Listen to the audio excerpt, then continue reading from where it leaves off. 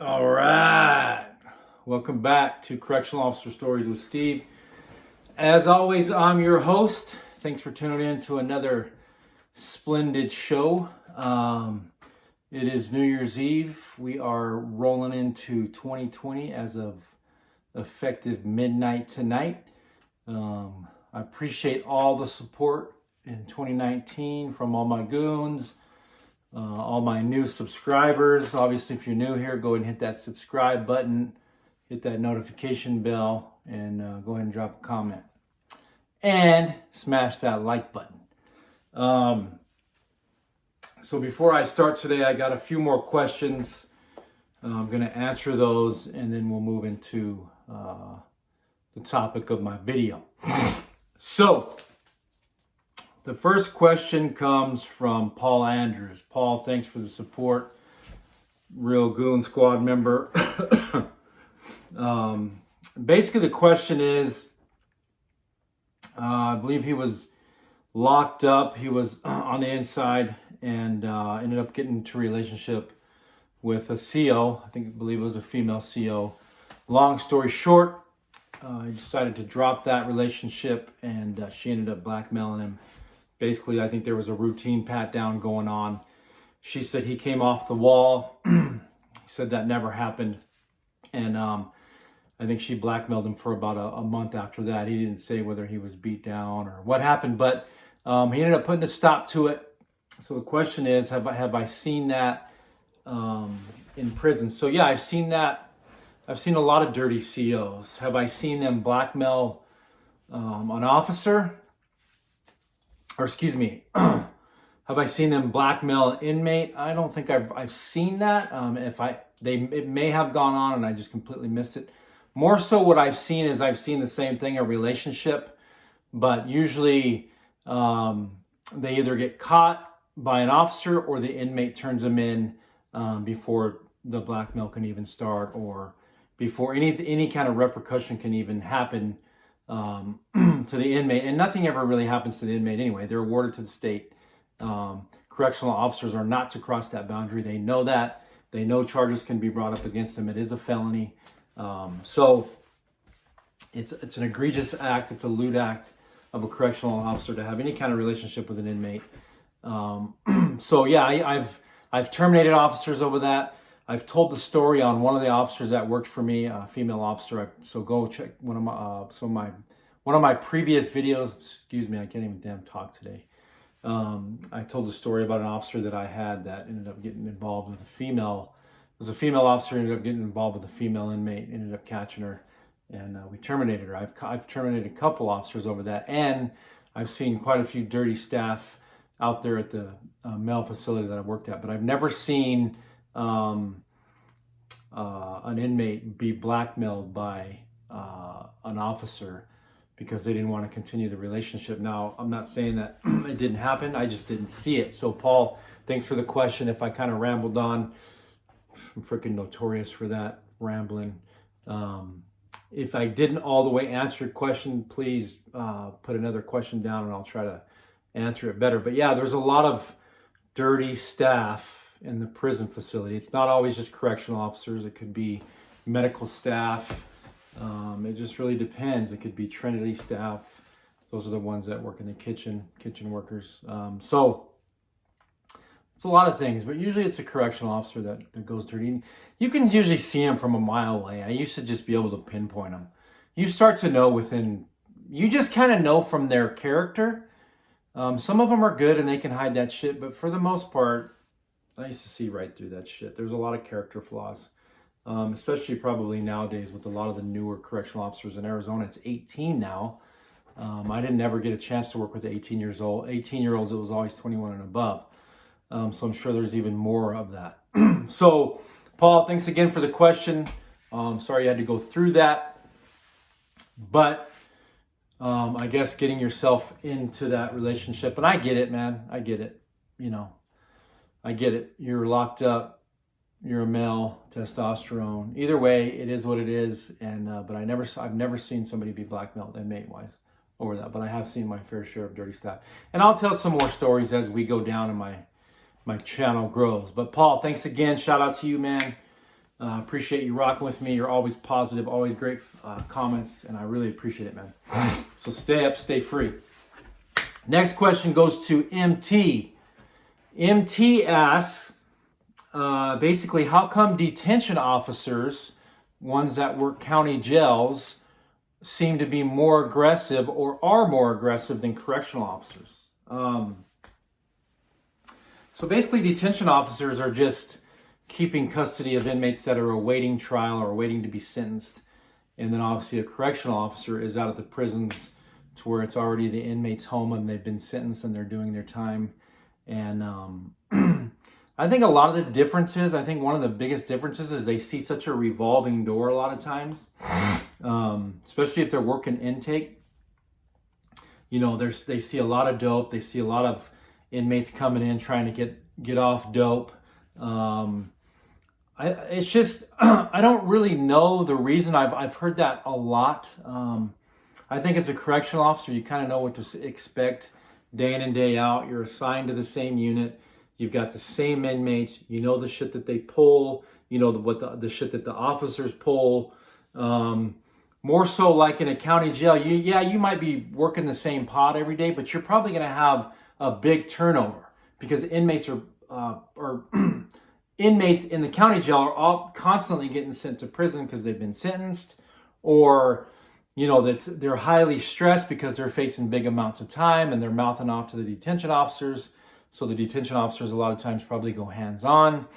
Not to say it doesn't happen out in the prison setting, but I think for the detention officers are just a little bit more high-strung, a little bit more highly stressed, if that's even possible, just due to the influx of the turnover, and the constant, asking of questions, or am I going to court? When's my court date? I don't know. That's a great question. I'll have to I'll have to get with I got a couple detention officer buddies, so I'll have to ask them their opinion on that because that's kind of a hard one to answer. I really don't know because I've never worked in it as a detention officer. It's hard to answer. I mean, I can guess. I can sit here and guess, but it's a different beast working in county jail to prison. It just is, no matter what. Yeah, I haven't worked there, but I know it is. Because these guys and gals are waiting to get sentenced and they're highly stressed. You know what I mean? More so when they get out to the prison facility and they start to do their time, then they start to get into the little shit, but they know where their home is. They know some of them have a release date, some of them don't, but at least they know, so it puts their mind at ease. And county is just completely different, these county jails, before you get to prison. So I know I didn't really answer the question that well. But MT, I'll try that. I'll try to get with a couple of my detention officer buddies to get their perspective on that. Anyway, again, Goon Squad, shout out to all you guys. I appreciate y'all. That's my big thumb. So today I want to talk about, I had a particular inmate in the max custody facility when I was working it. And this particular inmate was there basically because he was always fighting on the yard. And he was always flooding the minimum to medium custody yards with dope.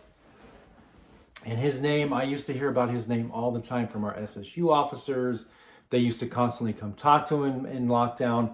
And I probably had this inmate in there for a good 2 years. He was at least 1.5 years to 2 years. He was in there.